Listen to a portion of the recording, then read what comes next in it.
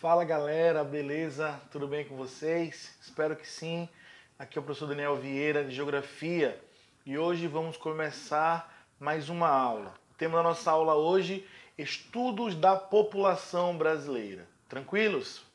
Quando a gente vai estudar a população brasileira, a gente vai estudar como se deu o processo de crescimento populacional, formação populacional, como é que essa população está distribuída pelo espaço geográfico, quais são as características sociais e econômicas dessa população, os seus movimentos, ou seja, os seus processos migratórios, beleza? Então é um pouco disso que a gente vai estudar no dia de hoje. O crescimento populacional, a distribuição, a formação, a estrutura social, a estrutura econômica e também os seus movimentos internos.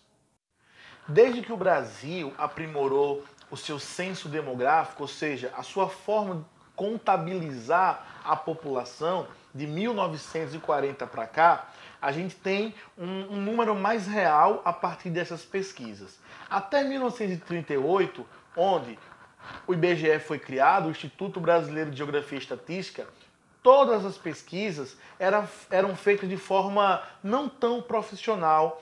Então, para vocês terem uma ideia, em determinados momentos, quem era responsável por contabilizar, por exemplo, os mortos e os nascidos era a igreja. Então, a partir de 1940 para cá, com a criação do IBGE em 1938, a gente vai ter um número desse censo mais aproximado, mais aprimorado. E o que a gente percebe nesse período? É que o Brasil, assim como o mundo, passou por uma explosão demográfica, o boom demográfico. O que é isso? É o grande crescimento populacional. E isso, claro, tem uma explicação que a gente vai ver ao longo da nossa aula de hoje. É uma combinação de fatores, como o rebaixamento da taxa de mortalidade com a manutenção da taxa de natalidade. Então a gente vai entender de cara que o crescimento populacional, o crescimento vegetativo, ele vai se dar pela diferença entre a taxa de natalidade e a taxa de mortalidade. Enquanto a taxa de natalidade for superior à taxa de mortalidade, a gente vai ter um crescimento vegetativo positivo. Quando houver uma inversão nesses números, a gente também vai ter uma inversão no tipo do crescimento vegetativo. Então, só para a gente recordar, crescimento vegetativo é a diferença entre a taxa de natalidade e a taxa de mortalidade. E o que fez com que ocorresse esse boom demográfico foi porque as taxas de natalidade, elas permaneceram e a taxa de mortalidade ela caiu, e daqui a pouco a gente vai ver um pouco mais o que é que fez com que essa taxa de mortalidade diminuísse no Brasil. Então, para a gente entender melhor, vamos dividir esse crescimento populacional em três fases. A primeira fase, de 1872 a 1940, que foi o período em que a gente começou a ter um censo mais aprimorado.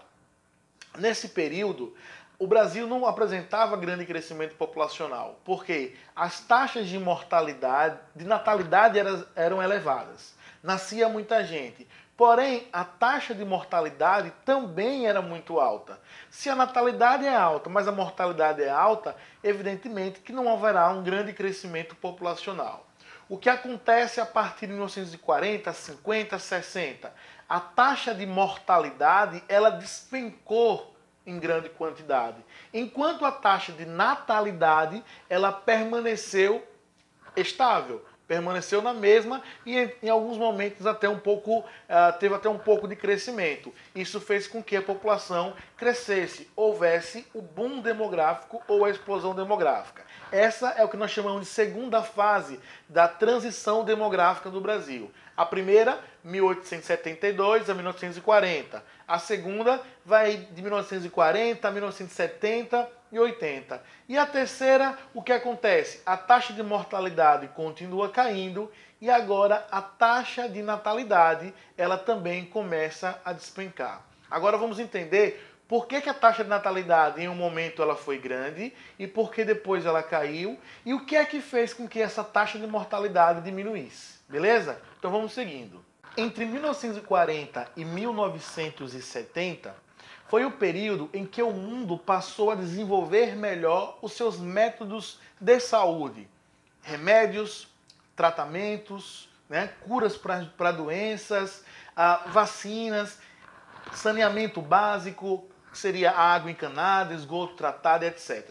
Isso fez com que a população tivesse uma condição de saúde melhor. Logo, o grau de mortalidade, a taxa de mortalidade, ela começou a despencar. Então vejam que nessa segunda fase da transição demográfica, onde houve um crescimento populacional, o que acontece com a taxa de mortalidade? Ela cai. E por que foi que ela caiu? Porque a gente melhorou a condição de saúde. Isso foi no mundo, isso também foi no Brasil. Vejam que até hoje temos as campanhas de vacinação, o Zé Gotinha, contra a paralisia infantil e outras doenças que a gente conseguiu erradicar por meio das vacinas. Então isso fez com que houvesse uma qualidade de vida maior, uma saúde maior para a população. Nesse mesmo período, entre 1940 e 1970, houveram também incentivos à natalidade. Que tipo de incentivo à natalidade foi esse? Por exemplo, o salário família. O salário família foi considerado como um incentivo à natalidade, assim como o auxílio natalidade para as mulheres que iam ter seus filhos. A partir de 1970, essa visão do Brasil mudou. Ao invés de incentivar a natalidade, o país começou agora a frear essa natalidade. Porque depois, numa outra aula, vamos falar sobre as teorias demográficas. E aí a gente vai entender a necessidade de um controle populacional a depender da teoria que a gente siga. Então o que é que o Brasil fez a partir de 1970? Ele começou a não mais incentivar a natalidade e passou a, por exemplo, incentivar o uso de métodos anticonceptivos. O anticoncepcional, a camisinha e assim por diante. Além da esterilização feminina. Aquelas mulheres que já tinham 3, 4, 5 filhos, podia fazer uma cirurgia, né, que a gente falava de, hoje no popular fala de ligar, né, fazer a ligadura e etc. Então o que a gente percebe no Brasil? De 1940 a 1970 foi o boom, a explosão demográfica. A natalidade permaneceu e subiu até um pouco e a mortalidade caiu. A mortalidade caiu por quê? A mortalidade caiu porque melhoramos a condição de saúde. E a natalidade permaneceu e até aumentou porque houve um incentivo de natalidade. A partir de 1970, começou a haver um incentivo para a diminuição desse crescimento. Acabei de falar, os métodos anticonceptivos e a esterilização feminina. Bom, a mortalidade continuava caindo e a natalidade agora passou a cair. Essa é a terceira fase da transição demográfica no Brasil, onde a população começou a sofrer com um envelhecimento. Então a tendência do nosso país é uma diminuição dos jovens, aumento dos adultos e também um aumento da população idosa. Então, a gente percebe hoje que o país tem um aumento da população economicamente ativa, que é a PEA, a diminuição gradativa dos jovens e das crianças, porque a nossa população está envelhecendo, logo vamos ter também um aumento da população economicamente inativa. A gente está tendo uma mudança na nossa pirâmide etária, beleza? Isso traz algum prejuízo para o país? Evidentemente. Porque, e vocês estão percebendo isso esse ano passado, com a chamada reforma da Previdência. Porque uma população velha, envelhecida, é uma população que tem custos para o governo, por causa das aposentadorias e assim por diante. Por isso que a gente constantemente tem feito alguns ajustes, algumas reformas. Então a característica da composição etária hoje da população brasileira é a diminuição gradativa dos jovens, aumento da população economicamente ativa, ou seja, dos adultos, e aumento também da PEI, a população economicamente inativa. E isso tem trazido e vai trazer no futuro problemas para os cofres públicos. Então percebemos essa realidade no Brasil, um país em que o número de mulheres é maior do que o número de homens. Só que, vejam que curiosidade, o número de mulheres é maior do que o número de homens, mas o número de nascidos homens é maior do que o das mulheres. Como é que se explica? Já que nasce mais homens do que mulher, mas quando faz o censo, as mulheres em quantidade maior do que os homens. Isso é uma análise importante que a gente pode fazer a partir desse dado. Isso mostra que a mortalidade de homens é maior do que a mortalidade das mulheres. E a gente pode elencar diversos fatores para isso, beleza? Por exemplo, a violência no trânsito, a violência no dia a dia, relacionados às funções trabalhistas, que durante muito tempo houve essa divisão entre homens e mulheres, e os homens muitas vezes estavam nas profissões perigosas. Hoje em dia, graças a Deus, igualando mais, todos tendo acesso a todas as profissões, o homem se cuidando menos, tudo isso favorece para que a gente tenha hoje, por exemplo, um homem, uma quantidade de homens menor do que a quantidade de mulheres, ou seja, a mortalidade dos homens é maior do que das mulheres. Então a gente percebe, por exemplo, que a expectativa de vida de homens é 72 anos e para as mulheres 79 anos. Então isso mostra e reforça essa nossa análise de que o número de mortes de homens é maior do que o número de mortes de mulheres. E aí, quando a gente vai analisar o contexto do país, entre saúde, entre as condições econômicas, etc., a gente percebe que o Brasil hoje está na posição 79 do IDH, que é o Índice de Desenvolvimento Humano. O que é que o IDH mede? O que é que ele analisa? Ele analisa a educação, que é o grau de alfabetização e o tempo que a população passa na escola, analisa a saúde e analisa também a renda per capita. E veja que o Brasil, é o IDH que vai de 0 a 1, ele está indo em IDH de 79. Não é dos piores, mas também está muito longe de ser o ideal, e a gente está atrás, por exemplo, de países próximos da gente aqui. A gente está atrás da Argentina, a gente está atrás do Chile, tá? A gente está atrás do Uruguai. São países que têm índice de desenvolvimento bem melhor do que o nosso. E quando a gente fala sobre a distribuição populacional, como é que essa população está distribuída? Desde sempre a gente fica ouvindo falar assim: o Brasil é um país populoso, é um conceito demográfico. Populoso por quê? Porque ele tem um número grande de habitantes. Mas o Brasil não é um país povoado. Não é um país povoado por quê? Porque a população não está bem distribuída pelo seu território. Então a gente já está dizendo aqui, o Brasil é um país que não tem uma alta densidade demográfica, que é o número de habitantes por quilômetro quadrado, porque a população brasileira está mal distribuída pelo território, tá? E a gente percebe que existem regiões de concentração populacional, como é o caso das regiões industrializadas, a região sudeste e as regiões litorâneas, né? A parte litorânea do Brasil, as regiões mais ao interior, elas têm uma menor concentração populacional, ela tem aquilo que nós chamamos de vazios demográficos. Apesar de que a gente tem percebido nos últimos anos, principalmente da década de 60, 70 para cá, um processo de interiorização. A população está sendo incentivada a ir para o interior do país.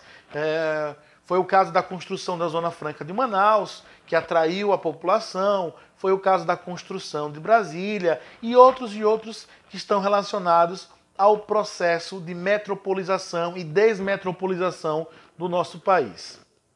E com relação à formação da população, à composição étnica da população, o Brasil é formado, na sua grande maioria, por brancos, pardos e negros. E a gente sabe que a formação do povo brasileiro se deu a partir de 3 matrizes: a matriz negra, a matriz luso-portuguesa e a matriz tupi-guarani. Essa matriz branca, luso-portuguesa, depois recebeu contribuições de outros povos no decorrer da nossa história, povos que imigraram para o Brasil. O que chama a nossa atenção é que a população preta é de apenas 7,6%, um número baixo. Mas por que isso acontece? E a gente percebe que, se for comparar os censos de agora com os censos anteriores, a gente vai ver um aumento da população parda e um aumento da população preta. Porque houve agora, nos últimos anos, um movimento maior de autoafirmação. O racismo tem tendido a diminuir, tá? Por causa das campanhas, das lutas, das classes e assim por diante. E aí a população passa agora a se autodeclarar com mais vontade, com menos receio, negros, pretos e pardos. Diferente do que acontecia antes, em que a população acabava se autodeclarando de uma outra forma, como maneira de autopreservação por causa dos preconceitos e assim por diante. Eu vou deixar para vocês depois alguns vídeos falando sobre a formação do território brasileiro, vídeos de Darcy Ribeiro, onde ele mostra muito bem essas três matrizes e as variações que aconteceram depois dessas matrizes pela miscigenação. Então, quando a gente fala sobre o povo brasileiro, a gente tem que lembrar sempre disso. O povo brasileiro é um povo miscigenado, ou seja, é um povo misturado. E com relação às migrações? O Brasil é um país de imigrante ou de emigrante? O Brasil é um país que recebe muita gente ou que envia muita gente para fora? Isso depende do momento. Em 1530, com a expedição de Martim Alfonso de Souza, o Brasil ali era um país de imigrantes. Eles estavam vindo para compor e para construir a população. Com a vinda da coroa portuguesa em 1808, houve um aumento significativo desses imigrantes ao Brasil. Em 1850, com a Lei Eusébio de Queiroz, que proibia o tráfico negreiro, também foi muito grande a vinda de estrangeiros, de imigrantes, principalmente italianos, para trabalhar nas lavouras de café. E esse número foi sempre crescendo, principalmente até 1929, até 1970, tá? Mas a gente teve uma pausa durante as guerras e houve uma mudança no perfil desses imigrantes. É tanto que na década de 30 havia uma grande migração interna aqui no país. Nordestinos que iam para a região do Sudeste, pessoas da região Norte que vinham também para o Sudeste, que iam para o Sudeste em busca de melhores condições de vida, porque lá era a região mais industrializada, era a região que tinha as melhores condições de trabalho. Fez até que o Brasil criasse a lei de cotas que limitasse o número de estrangeiros aqui no nosso país, tendo em vista que essas cidades já estavam bastante inchadas com as migrações locais. Mas diante das crises econômicas que o Brasil passou a enfrentar, principalmente no final da década de 70, início da década de 80, década de 90, o Brasil passou a ser um país de emigrantes. Passou a pessoas saírem do país em busca de melhores condições, principalmente na Europa, na Inglaterra, na Itália, em Portugal, por causa da facilidade do idioma, na França, na Espanha e principalmente nos Estados Unidos, onde a maior parte desses imigrantes vive de forma ilegal. Claro que para outros países, o Brasil ainda continua sendo um país melhor, um país bom para se viver. Foi o caso dos haitianos. O Brasil passou a ser um país de imigrantes para os haitianos, que após um grande tremor de terra, associado a uma crise econômica, política e social que esse país, que é o Haiti, sofreu, eles começaram a migrar e o lugar escolhido foi o Brasil. Por que o Brasil? Porque eles já tinham tido contato com a cultura brasileira durante o tempo em que o Brasil chefiou a missão de paz da ONU. Então foram 13 anos em que o Brasil chefiou a missão de paz na ONU, em que teve contato com o povo haitiano. Então essa população, fugindo das condições de miséria que vivia naquele país, repito, depois do grande terremoto associado à crise econômica, política e social que o país já enfrentava, eles passaram a buscar o território brasileiro em busca de condições de trabalho, em busca de melhores condições de vida, tendo em vista que o Haiti era um país, estava passando por uma situação muito mais complicada do que a do Brasil. Bolivianos e venezuelanos também vieram para o Brasil, fugindo das respectivas crises ou problemas que enfrentaram no seu país, nos seus países, no caso Bolívia e Venezuela. a Venezuela esse último ano aí. Então o Brasil começou a criar políticas dentro de alguns estados para atrair essa população, políticas para formar e dar até emprego para essa população. Mas isso não livrou a população, de certos momentos, de ter atitudes de xenofobia contra essa população, atitudes essas de perseguição, de repúdio, de espancamento e assim por diante. Infelizmente, é um fato real que muitas vezes os brasileiros passam quando vão para outros lugares e acabamos também fazendo com esses povos, os haitianos, os bolivianos e venezuelanos. Claro, estou falando desses três grupos porque são os grupos de maior quantidade de imigrantes agora, que estão chegando agora. Mas lembre que o Brasil tem outros, como, por exemplo, uma parte da população brasileira hoje são de amarelos, são de orientais que vieram fugindo da guerra, da Primeira e da Segunda Guerra. Japoneses, chineses, coreanos e etc. A gente está falando agora sobre esses três grupos, haitianos, bolivianos e venezuelanos, porque os grupos que estão migrando nesse momento para o país. Então, mesmo com as políticas de acolhimento, ainda tem sofrido com a xenofobia. Uma questão também importante que a gente precisa deixar falar é que muitos desses, por serem ilegais, estão sendo acolhidos por algumas empresas, algumas lojas, mas para quê? Para receberem salários mais baixos. O povo está explorando os imigrantes. Assim como acontece a exploração de imigrantes em vários países, o Brasil também tem feito isso com seus imigrantes. E essa migração, ela é só internacional? É somente de imigrantes e emigrantes? Não. A maior migração nós temos interna. São as migrações regionais. Então, algumas regiões, elas atuam com fatores que nós chamamos de fatores de repulsão. Ou seja, ela acaba expulsando os seus moradores. Por quê? Por causa das condições de trabalho, as condições de vida, etc. Enquanto outras regiões, elas são atrativas. Ela tem uma força de atração, porque elas têm características e condições para incentivar e para atrair essas pessoas, principalmente no que se refere às condições de emprego.